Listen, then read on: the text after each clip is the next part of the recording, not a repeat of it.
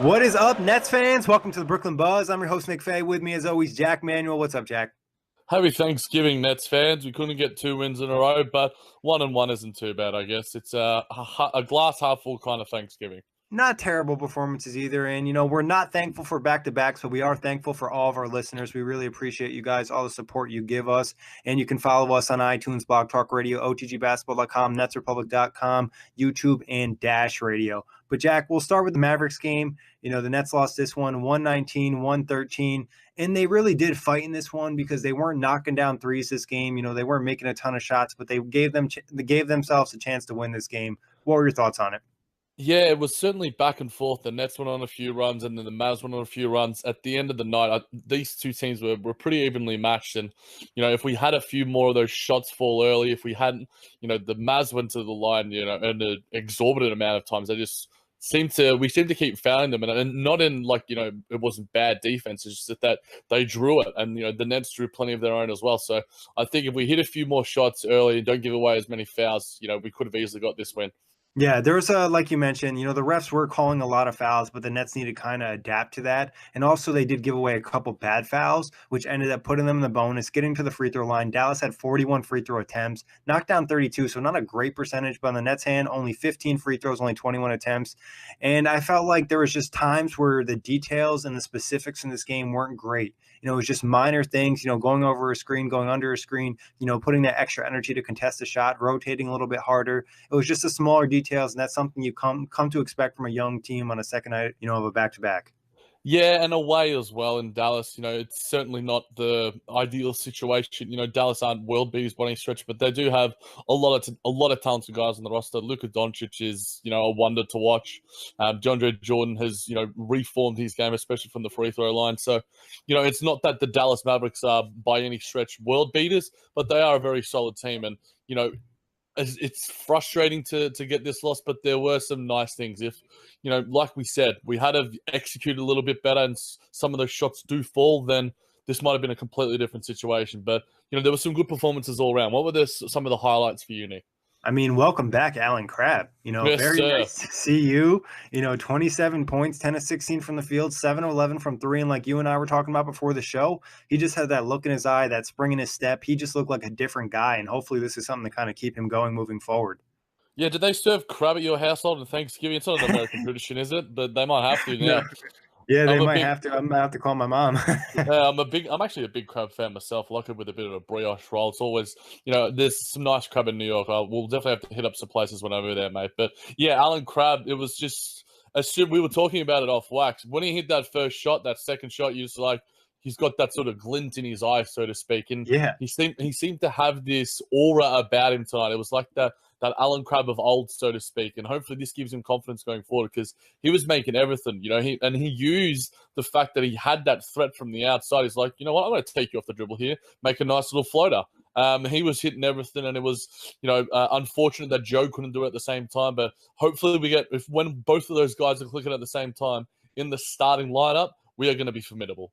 And even, talk about D'Angelo. He didn't knock down his threes either, and he's shooting a nice percentage this year. So all three of those guys, if they have all pretty decent games, the Nets will be in good shape. But talking about another former Trailblazer that had a huge game, Ed Davis in 20 minutes had 17 points, didn't miss a shot, 8 of 8 from the field, 9 rebounds, 5 offensive. Nice performance from Ed Davis when Jarrett Allen got in some early foul trouble. Yeah, Ed Davis knows how to rebound the basketball. He's pretty good at that. He's an absolute freaking monster, man. Like, he's just like every single putback that is there. It's just like, if Ed Davis is under the rim, I give him at least a 50-50 chance of at least, even whether it's one of those tapbacks or the sort of Tyson Chandler patented tapbacks, or whether he's going to get a putback himself. He is just an absolute beast and force on the boards. It's just added a real element to us. And it got me thinking just like through the game. It's just like, I wonder if Coach Kenny would ever put Davis and Allen out there. Allen isn't by no means could easily fit at the floor. He doesn't have great switchability, but to have both of them out there, just because I think there would be just this real intrigue for me. I sincerely doubt it'll ever happen. But what are your thoughts on that? I mean, if Jarrett Allen were to be able to knock down threes, we saw him attempt 2 tonight. He did miss, but they weren't terrible looks. I mean, I don't think it would be completely opposed to it because I think Jarrett Allen could match up with some fours. He's athletic. We've seen some switchability from him. But like you said, I don't think it's something we'll see from Kenny ever unless it was some really weird matchup where another team is just dominating inside and they need to do something about it. Yeah, we always talk about the sort of conservative nature of Kenny, so to speak, but I'm always a big fan. But Nick, our power forward situation is one that's a little bit sort of tricky. There's plenty of depth there, not necessarily, elite talent, but what are your thoughts on Jared Dudley's struggles tonight? Yeah, it's just, Dudley kind of looks like he's almost a little bit gassed. He Yep. he really didn't play a lot of minutes last season. He's already played probably more minutes this year, it feels like, than he did all of last season. I'd have to look that up. But Dudley's kind of just looks like he's, teams are kind of adjusting to him. He had a couple nice moves, but if he's not knocking down the three ball, it's really hurting the offense. He brings that high basketball IQ. We saw Kenny start Rondé Hollis-Jefferson in the second half. Wouldn't be surprised if he did that again the next game. But what were your thoughts on Dudley? Yeah, I think if he's not hitting that three ball, Nick, then he doesn't really add much value to the Nets, especially as a starter. I would have Rondé ahead of him. We talked about this again off wax because he can't hit a three, but he at least provides a real energy that I think seeps through the rest of the squad. He has nice pick and roll chemistry as well with D'Angelo Russell, and I think this was one of his better games, and we can chat about him too. Even Damari Carroll, who I think is still maybe a game or two away from starting. But I think certainly those two will usurp him soon enough. And hopefully we can see some Rodion Kurutz. And Nick, mind you, 2017-18, he had how many minutes in total? He played 686 minutes in total. He's already played 437. Yeah, and we're not even 20 games into the season. I know, right? Yeah, it's pretty wild. I wouldn't expect Dudley to, see big minutes, especially moving forward. And we never really thought it was going to be a permanent thing with Dudley. But like you said, I wouldn't be surprised we saw Carroll in a couple games. He's still definitely getting his feet under him. It's like one good game, one bad game. But you do see the intangibles. And like you said, I was impressed what we saw from Rondé. Offensively, he brought that energy. He did a great job cutting tonight and staying active without the ball. And that's something he's going to have to do when he's not hitting the three ball. Also, energy defensively. He did a solid job on Luka, a solid job on Barnes. There was a couple times there's miscommunication. But overall, I really like what I saw from Rondé tonight. It felt like I've said to you, the most similar game we've seen from Rondé this year compared to last year. Yeah, and he was one of the most consistent performers last year. He did a little bit of everything, literally. Apart from the turnovers, which I think it's you sort of take that some of the times with Rondé. He's pushing the pace so much. He's attacking so much. You take one or two turnovers. Three is a little bit too many, but yeah, he was active on the glass. He made a few dimes, and he got a steal here or there as well. So yeah, it was certainly one of his better games, if not his best. Despite the fact that 9 points, 8 rebounds doesn't look that great on the scorecard, but if you look at the intangibles and you watch the game the whole way through, it was definitely one of his better performances. And I think he wasn't taking many sort of mid-range jumpers as well. He was just attacking. And for me, that's what I think when the Nets look best as well. Whether it's Rondé Hollis-Jefferson or our guards as well. But one of our guards who was attacking and was making a lot of it was Spencer Dinwiddie. He looked awesome. What do you think of his game? Yeah, this is kind of the perfect game for Spencer. When the refs are calling fouls going to the rim, Spencer does a great job blowing past his defender. He especially had a little extra edge when he was matched up with Luka. You can kind of see it. Spencer, we know him. He's one of those guys, very intelligent and knows who's out there and what he's supposed to do. So I felt like he did really good. He did have his wrist wrapped. I'm not sure if that's why he didn't play more minutes, but this is a night where I would have liked to seen Spencer get his minutes bumped up a little bit. Yeah, definitely. He's 28 minutes. Alan Crabbe was the only one with more with 30. And speaking of, we know him. I personally know him now. Now, the second time I've got a response from Spencer Dinwiddie on Twitter when I was doing one of my game sort of recaps. So tagged the coaches as well. So I'm developing a little bit of rapport with him. Maybe I should slide in his DM soon enough. Yeah, just mention something about Dragon Ball Super. You guys might be best friends by the end of the month. But soon enough. But you said it, Jack. 19 points, 7 assists in 28 minutes, 5-11 from the field. He got to the free throw line 10 times. Just a really nice game from Spencer. That game against Miami, too, I really liked what I saw from him. He's really understanding his role, and he's done a good job of knowing when to attack, when to pass the ball, and run the offense. He'd be a starter on so many teams right now. And, you look at sort of the sort of guys that could be in that conversation who aren't right now. And you think of immediately of a guy like Terry Rozier, who has struggled, as has a lot of the Boston Celtics right now. But Spencer Dinwiddie has immediately adjusted to his new role. In the preseason, we had, very, very minor worries about, his form. And he put those to rest within a game or two. He's been absolutely awesome this season. And September 1, first article, financerepublic.com, 6th man of the year. I think Is he leading that race right now? It'd have to be him and Lou Williams, surely. Yeah, I think it'd be pretty fair to say that he'd be in the top of the contention right now. And I think they mentioned on Yes Network, I don't know the exact stat now, but he was either tied for the most double digit games off the bench or like one or two behind. And I he's think had really clutch performances too.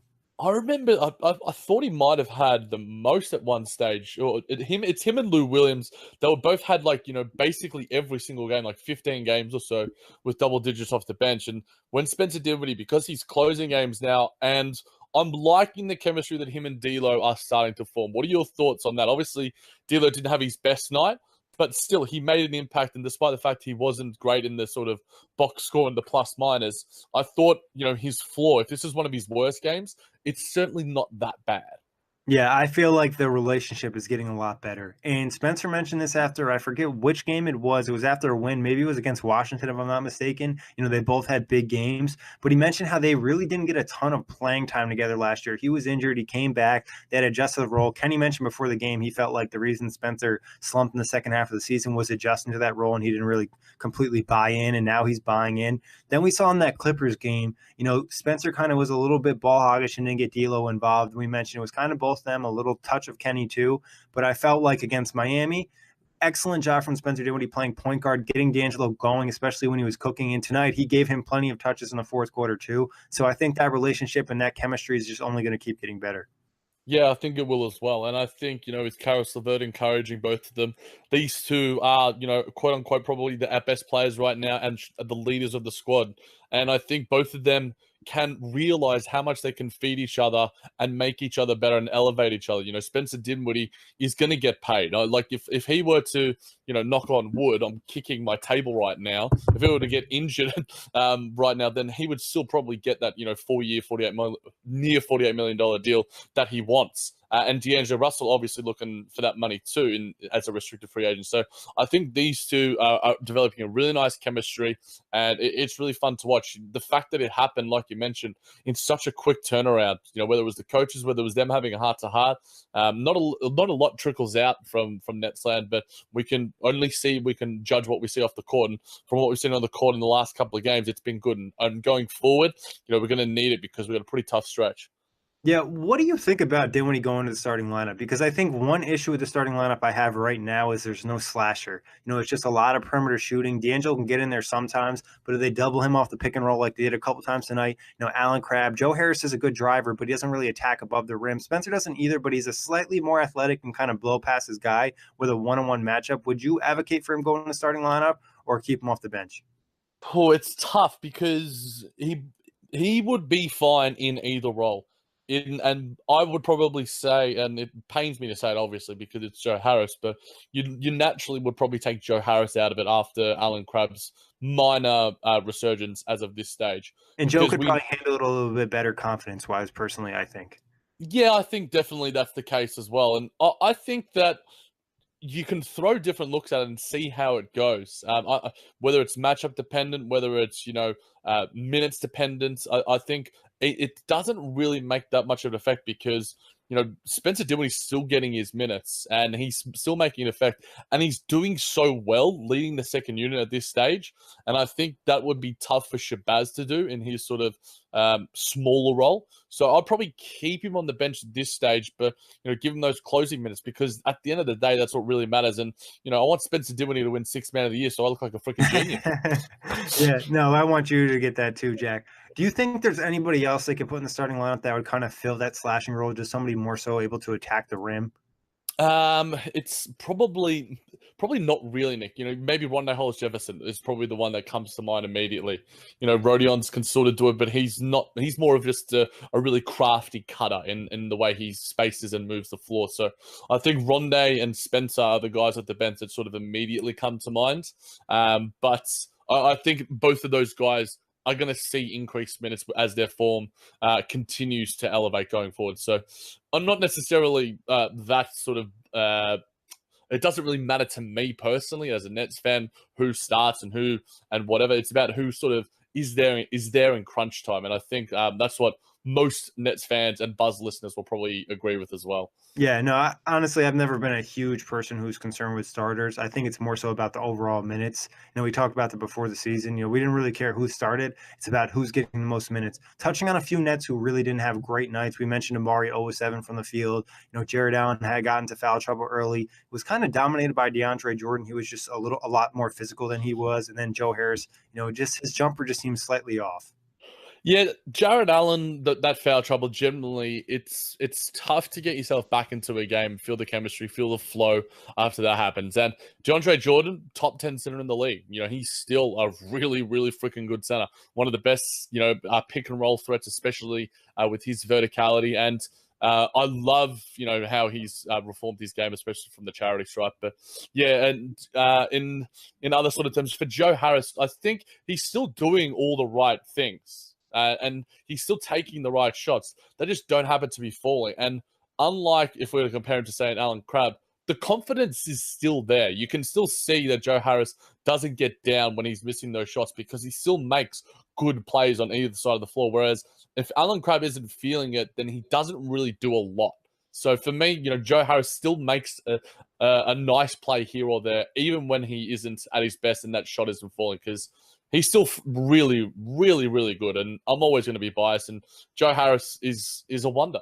Yeah, no, he did still have a solid game offensively. You see 4 assists, did attack, kept off-ball moving. I would say the one thing Joe had a problem with tonight was Luka Doncic. And, that's going to be a problem for a lot of guys moving forward. But that's not a huge deal. And like you said, Jarrett Allen, he just kind of was out of rhythm. DeMari, we talked about the second night of a back-to-back. But, Jack, overall, it wasn't a terrible performance, but what would you say is the main reasons they lost? Missing open threes, lack of detail, pick-and-roll defense? Yeah, all those sort of little things that sort of, you need to do to get the win away from home, Nick. The shots not falling and sort of giving away too many fouls and, sending Dallas to the free throw line. You get to get double the amount of free throws of a team, you're rarely going to win. Because most of the time, they're pretty easy shots, even for, some of the worst free throw shooters out there. So I think if you're just looking at the pure box score and the team stats, that's the one that automatically sticks out. And yeah, the finer details, like you mentioned too. Yeah, and I think anytime that happens, obviously, you get to set up your defense, put them in half-court offense, and I think transition D was not a problem for the Nets. There was a couple instances where they got lazy, and I felt like after they tied the game 87-87, they had a lot of chances to kind of either take the lead or capitalize on it. They led with some sloppy turnovers and missed shots, but overall, like we said, not a terrible performance. They did show a lot of positives in this one, and they did almost pull it out on a night where maybe they shoot a little bit better from three. They win this one. Any last thoughts on the Mavs before we move to the Heat game? No, it was, not the worst of performances, but it wasn't the best of performances. Yeah, it was just, they had a chance. What we always ask for is they give themselves a chance to win. They did have a chance to win. They just couldn't capitalize. And the Heat game was pretty similar to that, except they did capitalize. Huge fourth quarter, 30-15, won this one, 104-92. Man, it was a slog early, wasn't it, Nick? It was just it was tough. Slow. It was tough to watch. 33 combined points in the first quarter. Most teams are scoring that per quarter themselves. And, the Nets generally, you like to push the pace somewhat. And, at least, they scored 35 and 30 points in the final 2 quarters, which is essentially what got them over the line. But yeah, it was a real grind earlier. For the fact that the Nets could keep the Miami Heat to 13 points in the first and 15 points in the last, there was something that was working for the Nets that night. Yeah, I felt like the energy on ball defensively to start that first quarter was great, especially with Dragic being out, Tyler Johnson being out. They really didn't have a true point guard out there. They had Winslow run the show with the backup unit. Richardson did it, McGruger did it. But I felt like that on-ball defense was great to start the game. We saw that same defense in the fourth. The second and third quarters when it kind of died down. And like you said, offensively, another game not knocking down shots. Third quarter comes, they start to pick it up. Fourth quarter, they keep that pace, and then they win the game. Yeah, it was just about a game of momentum, and the Nets kept at it. Despite being outscored in the second quarter, 29-19, they still were for me, they were the better team, quite easily, and they deserved to win this on all counts. D'Angelo Russell had a really nice game. Jarrett Allen, despite the fact that Hassan Whiteside still continues to get numbers, I think that Jarrett Allen was far more impactful, and he's continued despite his poor performance against Dallas. He adds value in no matter anytime he's on the floor. I can't remember who it was that tweeted. I think it was GNYR of Nets Twitter was put out the fact top 10 rim protector and blocker in the NBA, Jarrett Allen. The guy's 20 years old, guys. I'm going to keep putting it out there. The memes are going to continue. Whenever I'm on Nets Republic or OTG, there's going to be plenty of SpongeBob faces, that's for sure. Yeah, no, it's crazy. He's so young and how far he's already come in this season. We talked about the Dallas game not being great, but the night before, he's another guy I think back-to-backs hurt him because physically he's just not quite there yet in terms of battling, big centers every night. But against the Heat, he didn't have the best numbers, but his impact was truly felt on the floor. And D'Angelo Russell, this was one of my favorite games of the season from him. 20 points, took over in that fourth quarter, 6 assists, 9 rebounds, but the 4 steals, very active in the passing lanes, and he kind of set the tone. That's something I'd like to see from him every night. Yeah, and he's taken leaps and bounds in that area, and you compare him to maybe someone like a James Harden, who is a quality defender when it comes to in the post, but D'Angelo's activity and his eagerness to want to defend is half the battle, and he's never going to be an elite guard to guard defender, man on man defender, but he can make plays, he can make impact on that side of the floor, as we saw tonight. But he was awesome there, and we saw. That's the sort of things that we want from him on a night-by-night basis. And, he's starting to sort of bridge that gap. And I think that, in Caris LeVert's absence, he's starting to realize that he is the fulcrum of this team. And he's continuing to do nice things. And hopefully that form continues. Yeah, exactly. It's just kind of staying consistent, maintaining this level, keeping that shooting. I don't mind 40% from the field. I don't think that's completely terrible, a little bit better than what we saw against the Mavs. He just needs to keep working on that. I think attacking D'Lo is so much better than settling D'Lo. I don't mind him taking the occasional 3, but he does such a good job getting the paint, putting pressure on the defense. I think he just needs to stay very active and attacking. Even against good defenders last night, we saw him do it against Winslow, Richardson, changing pace, using that shot fake, getting himself good looks. Yeah, when you're attacking as well, you can, allow that sort of element to, impact your game from the perimeter in a positive fashion. If D'Lo can sort of get a pump fake game going, he doesn't have massive speed, but we saw sometimes even in the Dallas game as well, he's got decent amount of lateral quickness. He has a good size about him and a good strength. So whenever he is hitting that mark, and we know how good his floater is, sometimes he settles for it too much. But when he is attacking, the Nets generally look their best because it sets the tone. When you see guys like Spencer and D'Lo doing it, if that's what your smalls are doing, then you expect guys your wings are supposed to be doing that sort of stuff as well. So, it was a really nice sort of mentality from D'Lo throughout the Miami Heat game. And you mentioned it, attacking just opens up the floor from everybody. It forces the defense to move. Now you pass the ball, Joe Harris can drive to the rim, or you end up getting an open shot for somebody. So I think it all starts there. Dinwiddie didn't have a great shooting night either, but he did, still have 16 points and kind of run the show, 7 assists again. Not a bad game from the guards in a night where the offense just wasn't knocking down shots again. They kind of came to play and got in the lane and kind of got things try to get everybody going. Yeah, and you sort of basketball is such an intangible game. Yes, it is about making your shots, but you feed off each other's energy. There's a chemistry, there's a cohesion about it, and once you sort of feel that sort of X factor that I'm using all these buzzwords. I sound like a freaking a motivational speaker, and I'm searching on synonym.com. But they were doing all the good things that sort of seeped through the rest of the squad. Even when the shots weren't falling, it fell back to the other end where the defensive energy was still up. But Nick, I'm going to ask you because it's the talk of Nets Twitter essentially. Where is Rodion Kurutz?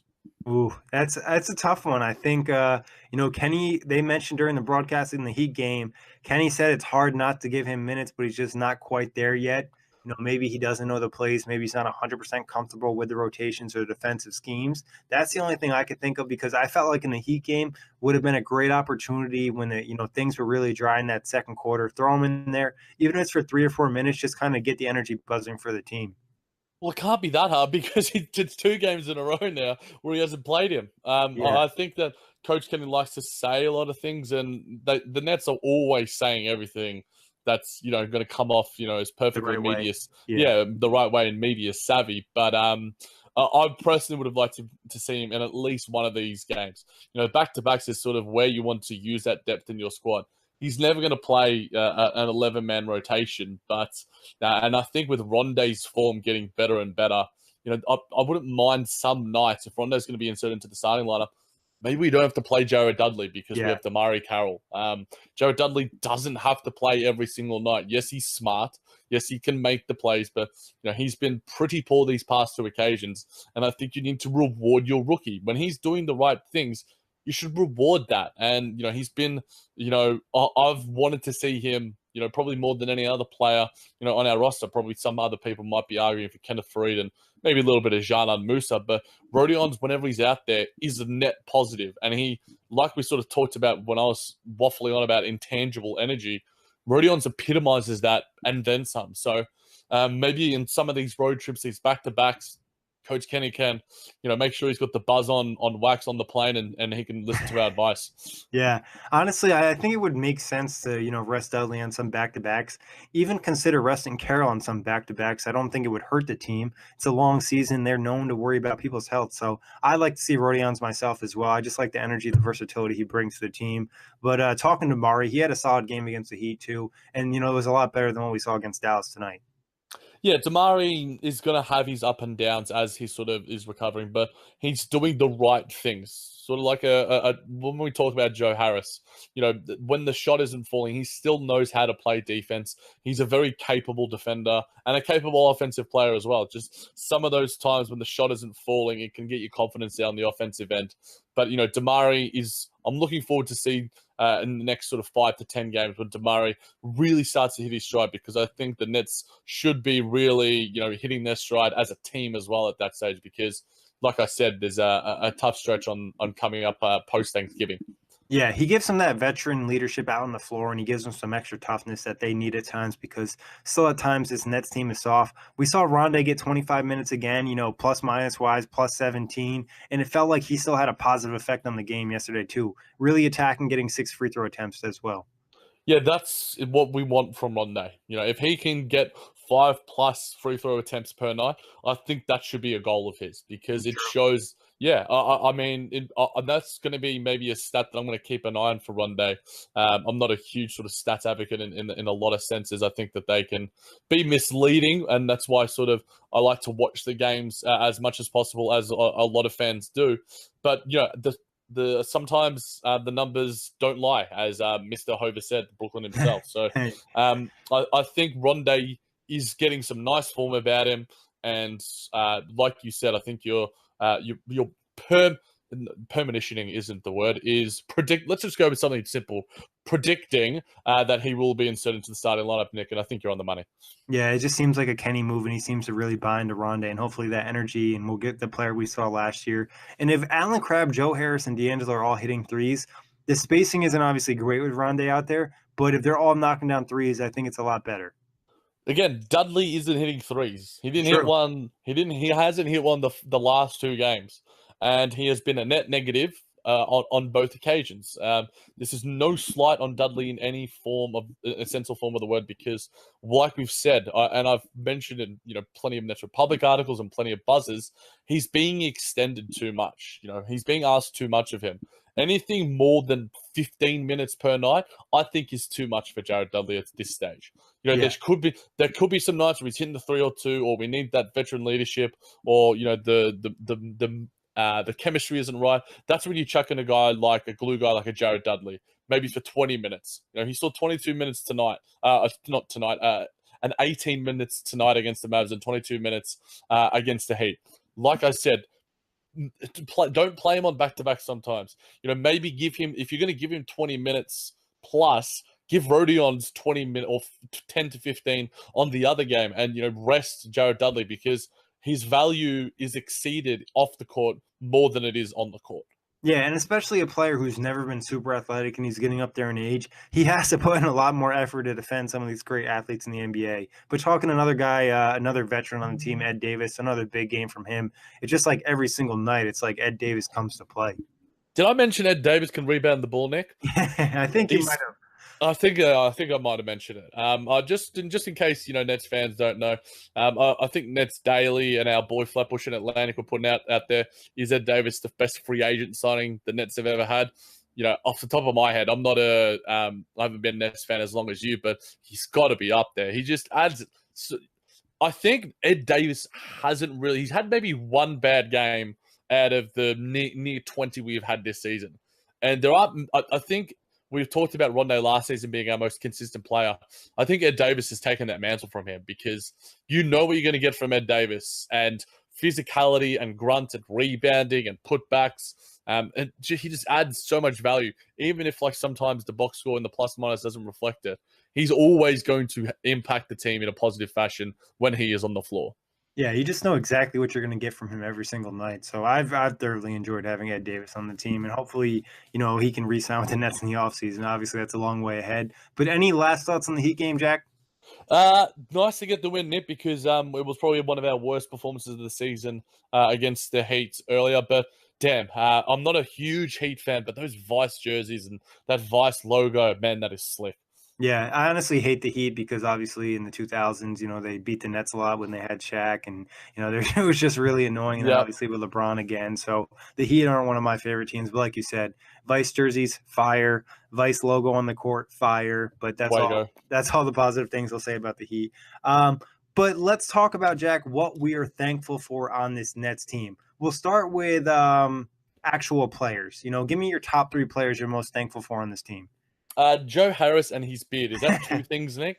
I just wanted to mention because I think it was Anthony Puccio, whether it was via The Athletic or Mike Scotto, talking about the story related to how his beard came about, in that his girlfriend was spending some time in London and Joe Harris, had free reign to just not shave. And it happened to just grow organically. And he gave some shade to your boy Karras and Rondo Hollis Jefferson in the wings. It just felt like I just loved this sort of chemistry and everything that was happening with the Nets. So Joe Harris is number 1 for me because he's just the love of my life when it comes to basketball fandom. D'Angelo Russell, despite his ups and downs, I love that we have a guy that we can root for and that we want to succeed in so many different levels. So it's got to be D'Lo for me because he has an ability to drag this franchise, out of the doldrums. A lot of guys aren't sold at him, especially outside of the Brooklyn Nets. But if you're watching him play, he's starting to sort of see those steps forward. And number 3 for me, it's got to be Spencer Dinwiddie. If the guys responded to my tweets, I've got to show him some love, surely. So yeah, this season, Spencer Dinwiddie has just been not a revelation because we saw it last season, but a re-revelation because he just continues to get better. He is a starting caliber point guard in this league. A lot of people say that, and he has an array of offensive moves, whether it's around the basket or around the perimeter, that would be the envy of many others. He's been awesome, but it's tough to narrow it down to 3. Who you got, Nick? I'm sure Karras is number 1. Yes, that was an easy one, Jack. Harrison Bird, definitely number 1. For obvious reasons, even if he didn't have the breakout that he did this season, he was obviously the Nets' best player when healthy. I think at number 2, though, I got Jarrett Allen. The fro, just the ability, the promise moving forward, as you'd like to say, the 20-year-old. I just have been so happy with the growth he's had. And at number 3, I'm going to go with D'Angelo Russell. Did you say? Go ahead. I was going to say about Jarrett Allen. Did you see how cute it was when the kid came? When he's the what he does. Favorite ice cream. Yeah. Yes, it was so good. So like painting the picture, and I'm sure Nets fans and Nets listeners and buzzers have seen this, but we have to regale the story for those that haven't. He's obviously doing his charity work where he goes out and buys Thanksgiving food for plenty of patrons. And he last season I believe was $70, but this year it was $100. So he upped the ante a little bit. And as he's talking to the reporters, Jarrett Allen's head almost hit the roof in that supermarket. By the way, this kid comes over. He's like, "Hey, what ice cream do I get?" And then Jarrett Allen's like, "Cookies and cream, man." And I'm just like, good choice. I know my boy Nick Busing as well is a big fan of cookies and cream too. I like cookies and cream myself as well. It's just a great combination. Oreos and cookies. I mean, inside your ice cream. How could you not like that? And then number 2, I didn't even have to mention a part that, both Karras and Jarrett Allen are great people off the court, already doing things in the community at such a young age. And number 3, I'm going to go with D'Angelo as well. Just seeing the young guy have the potential out there and the ability and the flash to really be this great player. And we'll never know if he's actually going to become that great player, but just having the hope that he will and seeing the flashes, I think is enough for me. But like you said, it's tough to put it down to 3 guys. I just went with the top 3 young dudes on the team, so I made it easy on myself. But I don't give you any shade from picking Joe Harris, your boy, and Spencer Dinwiddie. Yeah, you could easily throw Ed Davis in there, Yeah, Damari I Carroll. really considered Ed Davis as well. I don't know, I have a thing for Damari Carroll too. I think he's just like that vet on the team and just like what he brings. Obviously, he hasn't been amazing this season, but I just like what Damari has when healthy. Yeah, there aren't many things to not be thankful for as a Nets fan. I'm sure plenty of them if we had some on the buzz. And if you want to hit us up, guys, at OTG and Nick, at the J-Man JBT, we're happy to talk to you or about your topics. We'll probably say Coach Kenny that they're not thankful for, but I'm thankful for Coach Kenny because I think he's growing with our team as well. And talking about our sort of three young guys, I think they have such a way about them that is so marketable. They've revealed so their personalities to us, and us Nets fans have clamored to that in a really unique way. You know, D'Lo's got this swag about him. He's, you know, sort of pretty boy. He's got the fashion. He's posing for GQ. He's doing his thing. Caris LeVert might be one of the nicest people on earth. You know, really, you know, faith-driven, loves his Chipotle like my boy Nick Fay. And we've got Jarrett Allen, who has a fro that is as gorgeous as you will see, you know, even from the 1970s, and a wonderful smile as well, and, you know, a big gamer himself. So I think that it's going forward as a Nets fan, there are plenty of things to be thankful for. Exactly. And big, you know, we didn't even say it, but you know, obviously this was we did a thankful episode last year for Thanksgiving, and Sean Marks was the top of that list because none of this would happen without him. And like you said, Kenny deserves credit too. You hear Nets fans talking trash about him all the time. Yeah, rotations aren't perfect. He's not a perfect coach. He's developing with the team, but we really wouldn't be here without his player development. No, we wouldn't. And I think if you have to admit that even with all of his follies, he has done a tremendous job in revitalizing this organization. You know, Coach Kenny gets plenty of plaudits from his contemporaries, you know, guys like Doc Rivers, Steve Kerr, Greg Popovich. Plenty of them all revere how Coach Kenny has got. And the way we play, you know, I think a lot of guys talk about the energy and stuff, but I think schematically we're doing the right things. And that has been instilled by Coach Kenny. You know, in years past, we had like guys like Lionel Hollins who would just be stuck in the 1980s or whatever. He would give you Ed Davis and Jarrett Allen if he wanted it, Jack. So. Yeah, probably.